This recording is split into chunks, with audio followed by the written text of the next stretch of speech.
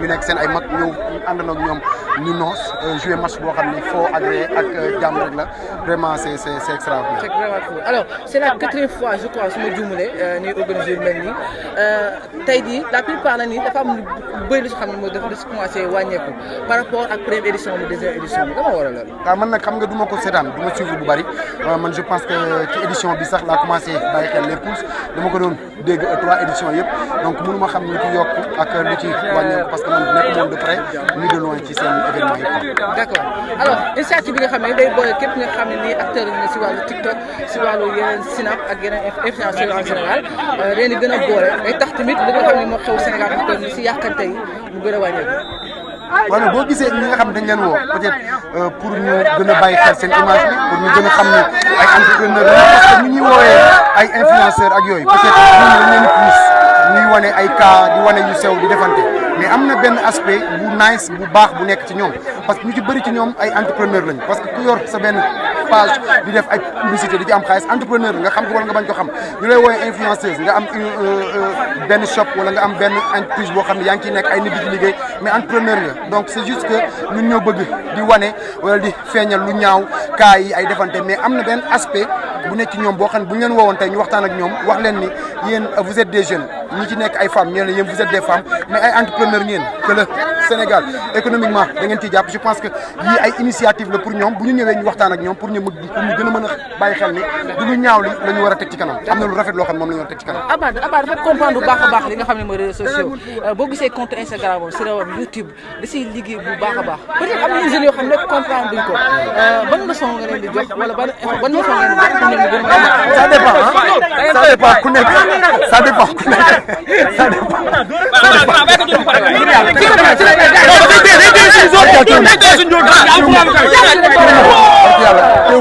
Voilà, ça dépend ku ci nekk ak ni nga koy utiliser tey am na ñoo xam ne seen éducation wala seen éthique mënu leen permettre ñuy utiliser yenn contenu yi wala yenn yi ci seen ay page ça dépend ci sa yar ça dépend ci sa teggin ça dépend ci say objectif donc ñun duñ ay xale ñun ay père de famille lañ am ay doom yoo xam ne ñu ngi ci réseaux sociaux yi donc am na yoo xam ni duñ ko permettre suñu bopp mais nag keneen koo xam ne yaa ngi ci réseaux sociaux yi xamal ni boo organisé woo boo ci defee fulla ak fayda loo bëgg a doon ci àdduna mën na la ko def loo ci bëgg ci xaalis mën na la ko may bu dee xaalis nga ci wut. D'accord parlons de l'actualité bi nga xam ne fi mu toll nii. yaa ngi ci actualité waaw bien sûr nar ma dugg si yow lañ doon rek yow lañ doon rek. foo gàmmoo man suñu kër. waaw loolu demoo kër Aziz Ndiaye gàmmoo fa. gàmm parce que tàmm ma fa dem. mooy parce que man gàmm dañuy gàmm suñu kër suñu famille. non gisee critiqué ñu koy critiqué. waaw mais loolu nag man seetaanu ma ko il faut ma gis image yi xam li ñuy xam waaw. Oustaz Mor Fall moo fa newoon di ko gàmmu. waaw Aziz moo yoroon baalum gàmmu. waaw gis nga critiqué si réseau yi parce que yaa ngi si réseau yi. waaw non non man bu ma ñëwee damay ñëw pour ay def ay publication mais man du ma lire commentaire donc il faut que ngeen may ma beneen interview fekk ma lire commentaire yi gis vidéo yi mën cee tontu. léegi gàmm yow gàmm noo gisee Sénégal nañ ko war a dundee gàmm. waaw c'est que man sama diine man moom laay gérer diine Sénégal yi ñoom nañ ko gérer. waaye sa gàmm noo koy dundee. man sama gàmm mooy damay gàmm damay julli naafila def ay salaatu ala nabi ak sama waa kër donc ak. taxaw ci nga xam ne mooy Alia la tiktokeuse Alia ñu ngi lay nuyu. maa ngi leen di sant. loo rafetee nii. ah travail de moment. travail de moment. waaw. macha allah macha allah. merci. dama xam doo am lu ma a dem mais bu ma ko wax su ma waxee dafa am booy yu may yóbbu fii te bu ma ko ma yóbbu. mais yaa ngi ci jàmm. maa ngi sant bu baax. alors na nga gisee initiative bi tey. non franchement rafet na trop parce que day di loo xam te ne day boole nit ñi di boole influenceurs yi tiktokers yeeg xam nga animateurs yi et tout parce que da ciy baax yenn saa yi ñu gisante ñoo bokk milieu bi ñun ñëpp ñoo bokk ndey ak baay milieu bi ka fooree la donc soo gisee tey initiative bi mu nga gisee nit yëpp booloo dafa rafet ñuy kaf di foo di ree di jël ay tiktok parce que lii su amul pour ñu gisante day métti donc di leen remercier bu baax ci loolu ndax rafet na trop macha allah di ñaan yàlla ñu koy def ci ay at yu bëri.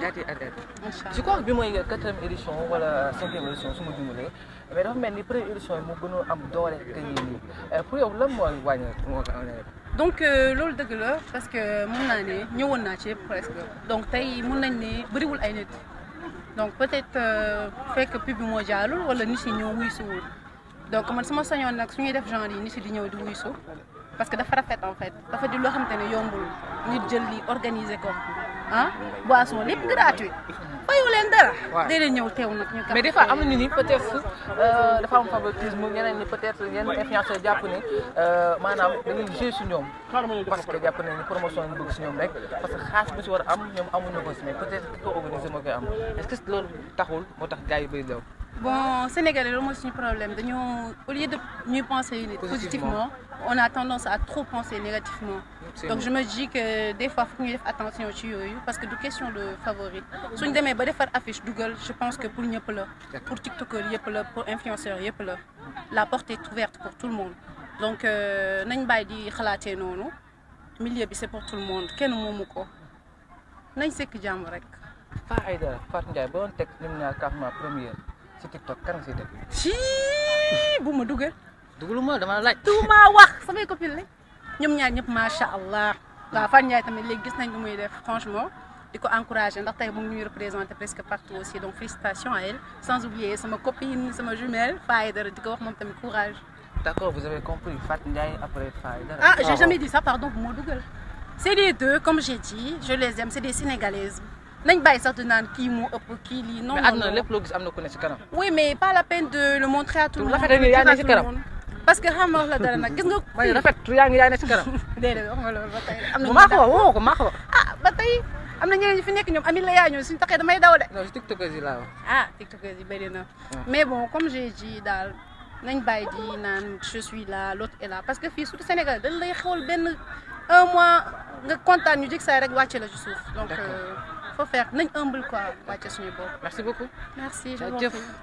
initiation fu mu jógee. waaw plus pour rappel dafa nekk agence de communication nekk fële ca Nigéria Kenya Ghana Ouganda Sénégal ak Côte d'Ivoire donc ñu initié depuis 2021 les Pulse Influencers Awards pour récompenser sargal ñi nga xamante ne ay créateurs de contenu fii ci Afrique foofu la idée bi jógee. d'accord alors ñu gis première édition mu amoon doole bu baax a baax Sénégal yëpp rafetlu ko.